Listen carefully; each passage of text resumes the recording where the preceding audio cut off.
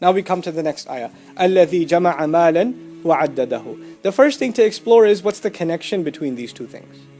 What's the connection between this attribute of being hurtful to other people, and the second one is dedicated to one concept. Shallow translation, the one who gathered wealth and counted it. That's the shallow translation. So what's the connection between the one who's always critical of people and the one who's gathering wealth? When the one who's always gathering wealth doesn't give any of it, so gets criticized by the people as being greedy. And he doesn't like being criticized. And the best defense is offense. Right?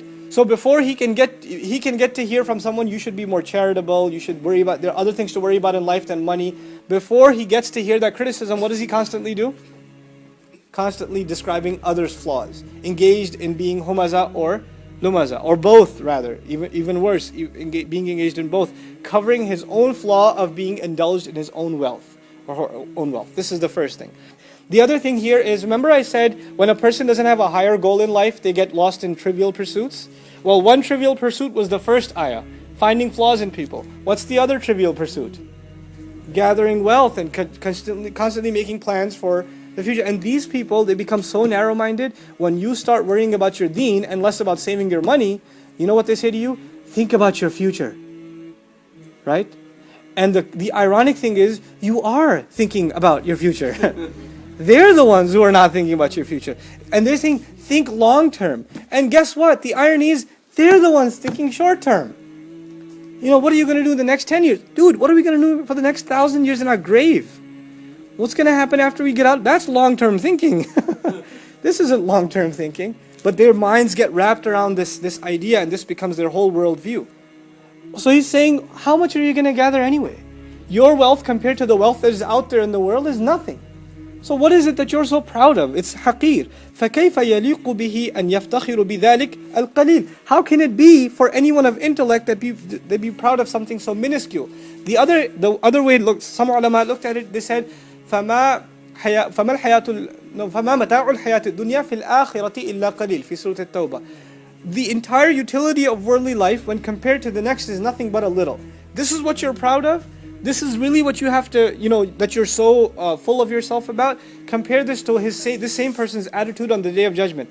Allah says, on the Day of Judgment, nothing will benefit him. مِلْءُ الْأَرْضِ ذَهَبًا وَلَوْ اِفْتَدَى بِهِ. Even if he offers the weight of the entire planet Earth in gold, and tried to exchange that for his own salvation, gave that away, it wouldn't benefit him. So what is he so proud of? It doesn't make any sense. And يكون المراد, it can also mean that the meaning here is منه التعظيم أي مالا بلغ في الخبث والفساد أقصى النهايات. Also means that الذي, this dham of it illustrates that he went and tried to gather wealth, whether those means be filthy or corrupt. Now compare this to the Muslim mind. The Muslim mind is, you have an old man who's already got a foot in the grave, and he's planting a seed in the ground for a tree to grow.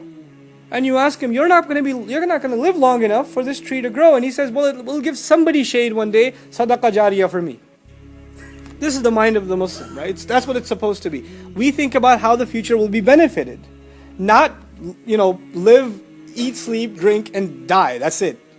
This is the reversal of thought. And that's really, when we read this stuff, we shouldn't just think about what's happening a millennium and a half ago.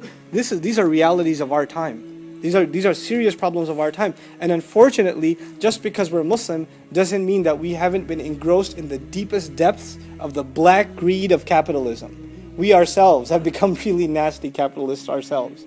And we don't think about the greater good and serving society and building the kinds of institutions, right? We've become people of الَّذِي جَمَعَ مَالًا وَعَدَّدَهُ. May Allah protect us from it and get us out of this mess.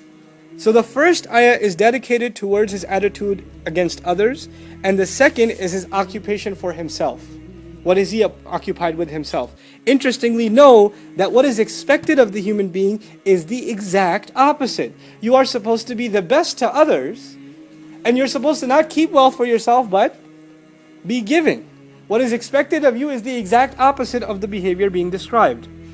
So addada, to count and place, to count over and over again, to keep track of the count, and it can also be, like I said, associated with preparing for future need. That's a deep question to ask. When you ask, why do you want money, to a child, they say, I don't know. I might want something later. Right? But ask yourself the difficult question, why does humanity run after wealth?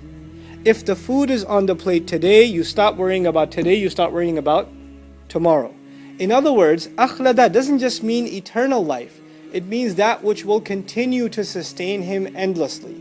In other words, he's worried that if he doesn't have savings, he or she will cease to exist. You know, people become suicidal when their stock account, it drops. Right? Their investment accounts went to zero and they became suicidal because they associated surviving with savings. Not with food they have right now, but the food they were saving for tomorrow. This is part of the meaning of akhlada. He doesn't just think he'll live forever, but he thinks that his future needs, this is from ikhlad, from khulud, his future needs are taken care of because he or she has savings, because they have these savings. So this, and by the way, this is tied to the idea of building monuments. You know, people, they want to be known for things. And one of the things people get known for is wealth. And, at the end of people's lives, if they don't believe in an afterlife, they don't give it in sadaqah, they give in their own form of sadaqah. They'll donate to a charity or to a hospital, to a university, so a monument will be named after them. Right? So this is the only thing of them that will live on. So they're making their wealth a means by means of which they can live on through these empty monuments, this rock and metal or whatever is used to make those monuments. This concept is also talked about in the Quran. When the nation of Hud is mentioned, Allah Azza wa Jalla says, وَتَتَّخِذُونَ مَصَانِعَ لَعَلَّكُمْ تَخْلُدُونَ تَخْلُدُونَ. You make statues so you can live forever? What does that have to do with living forever? No, their name, their legacy, their memory will live forever. Is this your reason for building these unnecessary monuments? His quest, his desire for eternity, for living eternally. Allah put that desire inside the human being. If that desire is not channeled towards seeking Jannah, it will be channeled towards getting your wealth and building monuments. And that's what will channel. But the desire is there. Like Allah put the desire inside us to appreciate beautiful things. And if you don't appreciate the beautiful recitation of Quran, you will become obsessed with music. The desire is there, but it's going to get channeled. It's going to go in one direction or the other. You understand? So that's what we're learning here. So the people who don't, and by the way, this is the comment of one of my teachers, Dr. Isar Ahmed. He said about this surah, he said that there are two temptations of dunya. It's money and children usually that are talked about in the Quran. Right? At-takathur fil amwali wal-awlad. Obviously, this surah is talking which one? Mal, not awlad. And he made a comment about that, just his own observation. He said, in my own life, I have noticed the people who don't have children, they become even more obsessed with wealth. If they don't have kids, then if you have kids, you have two concerns.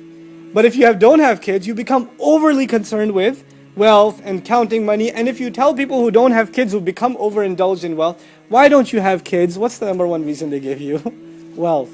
I don't know if you can afford it. I don't know if, we have enough for ourselves. We don't know if we have enough for a child. It might cramp our style or our future plans, etc. So now in tafsir of this, يَحْسَبُ أَنَّ مَالَهُ أَخْلَدَ طَوَّلَ الْمَالُ أَمْ لَهُ. The wealth will increase his false hopes. وَمَنَّاهُ الْأَمَانِيَ الْبَعِيدَةِ. And it will give him wishful thoughts or fortify his wishful thoughts that are far away. حَتَّى أَصْبَحَ لِفَرْطِ غَفْلَتِهِ وَطُولِ أَمْرِهِ. Until it becomes a means by which he gets deeper and deeper into his heedlessness and extends his false hopes. يَحْسَبُ أَنَّ مَالَهُ تَرَكَهُ خَالِدًا. He assumes his wealth will leave him remaining فِي الدُّنْيَا لَا يَمُوتُ. In this world as though he won't die. It also implies in the next life that he thinks, this is a very important mentality by the way, there are people today that believe because Allah gave them so much here, that they will be doing pretty well over there. Hey, Allah loves me so much here, He's obviously taking care of me here, so I can only expect better when I go. But this is actually a real mentality. It's at the heart, by the way, of many a Protestant factions of Christianity. They will tell you in the sermon, God wants you to go get that promotion. He wants you to make that extra money. He wants you to get that second mortgage because He loves you. Right? Make more and that will be a sign that Allah loves you more. This is actually mentioned in the Quran in the story of the two gardeners in Surah Al-Kahf. The guy thinks he's got a better garden, so he figures, وَمَا أَظُنُّ سَاعَةَ قَائِمَةً.